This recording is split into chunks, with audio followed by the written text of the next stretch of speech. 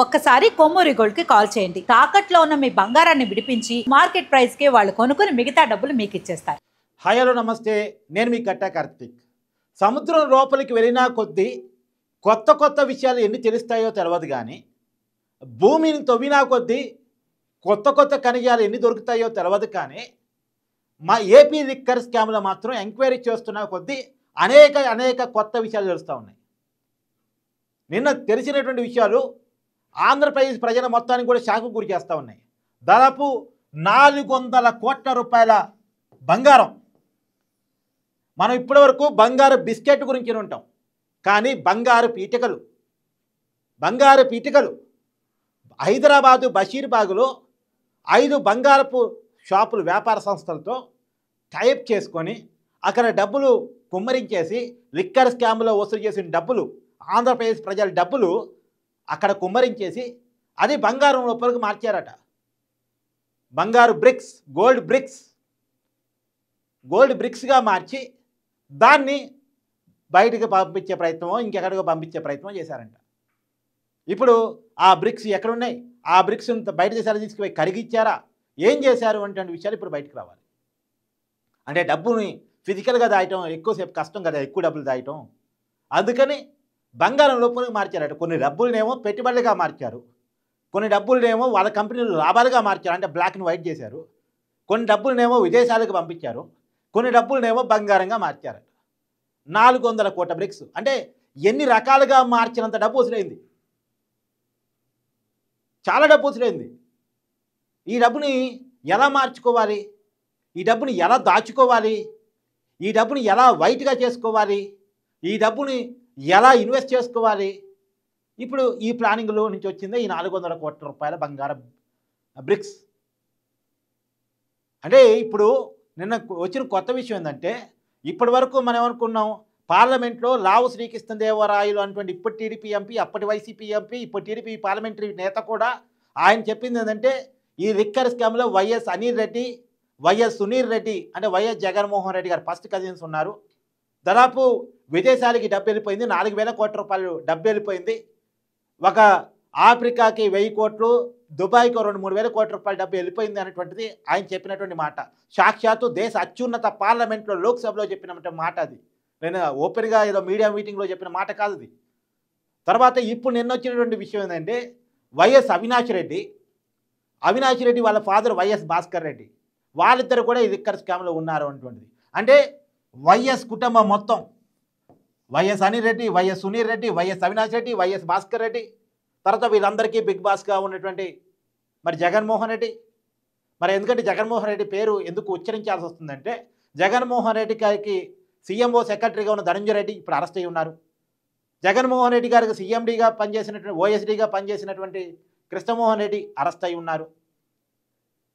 తర్వాత భారతీ సిమెంట్స్లో పర్మనెంట్ డైరెక్టర్గా ఉన్నటువంటి బాలాజీ గోవిందప్ప అరెస్ట్ అయి ఉన్నారు. ఆయన భారతి గారికి ఫైనాన్షియల్ అడ్వైజర్ కూడాట.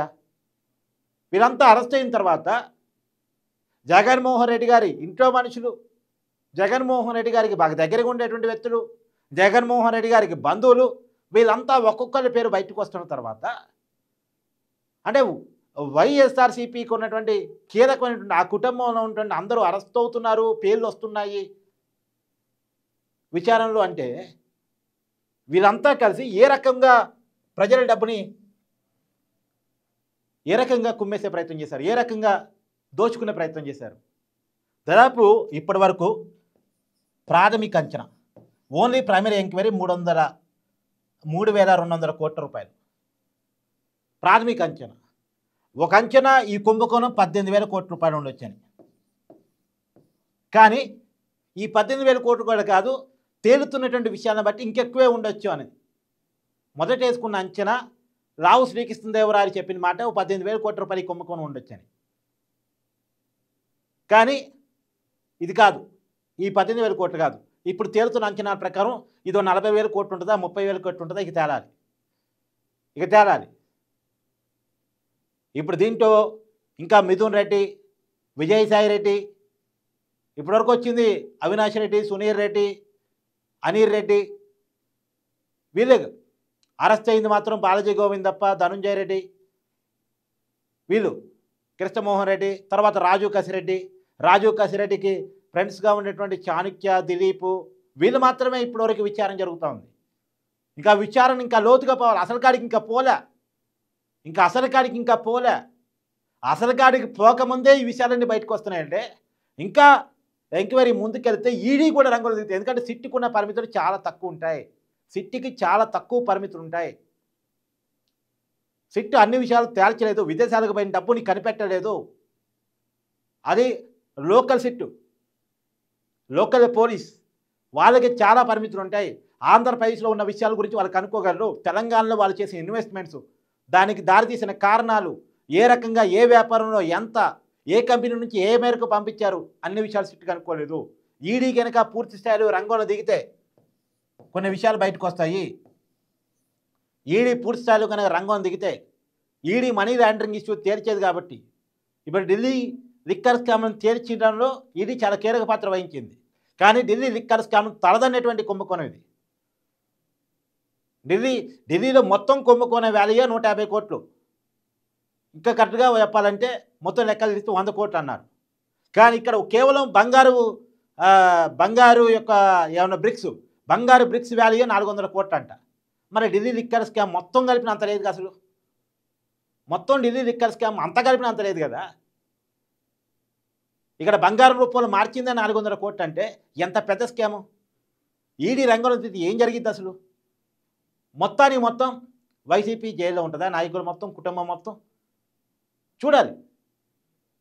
చూడాలి. కానీ ఈడీ మాత్రం ఇంతకుముందు కేసుల్లో కాకుండా, ఎందుకంటే ఈడీ మీద తెలుగు ప్రజల్లో ఒక అనుమానం ఉంటుంది.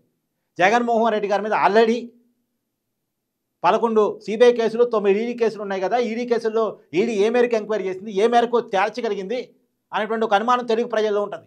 ఆ అనుమానాన్ని పటాపంచలు చేసుకుంటూ తన నిజాయితీని, తన చిత్తశుద్ధిని, సచ్చరితని నిరూపించుకోవాల్సిన అవసరం ఇప్పుడు ఈడీ మీద ఉంది. ఖచ్చితంగా ఉంది. ఈడీ నడిపించే కేంద్ర ప్రభుత్వం మీద కూడా బాధ్యత ఉంది. ఈడీ ఒక ఇండిపెండెంట్ సంస్థగా రాజకీయాలకు అతీతంగా వాస్తవాలను తేలుస్తూ ప్రజలకు ఉన్నటువంటి ప్రతి అనుమానాన్ని నివృత్తి చేస్తూ కేసుని ముందుకు తీసుకెళ్లాల్సిన అవసరం ఉంది.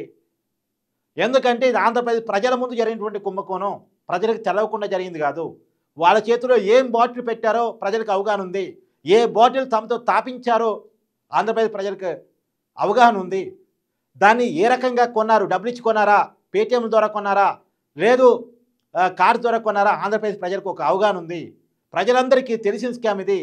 కానీ తప్పలేదు. ఆ రోజు ప్రశ్నిస్తే ప్రాణం పోయిద్ది అనుకునేటువంటి పరిస్థితుల్లో, ఉన్నదానికే తాగుదాం అనుకునే పరిస్థితుల్లో, ఉన్నది తప్ప ఇంకేది దొరకదు అనుకునేటువంటి పరిస్థితుల్లో మద్యం దుకాణాలన్నీ ప్రభుత్వం చేతుల్లో ఉన్నాయి. మనకు కావాల్సిన బ్రాండ్ ఎక్కడ ఎవడు అమ్మడానికి లేదు. ఇక్కడ ఉన్న బ్రాండ్ తాగితే తాగాలి, లేకపోతే తాగటం అన్న మానేయాలనుకున్న పరిస్థితుల్లో బలహీనతకు లోపడ్డవాడు, తాగకుండా ఉండలేని వాడు అదే తాగినటువంటి పరిస్థితి. కాబట్టి ఖచ్చితంగా ఈ మొత్తం విషయాలు తేలాలి. దానికి ఈడీ ఖచ్చితంగా రంగంలో దిగాలి.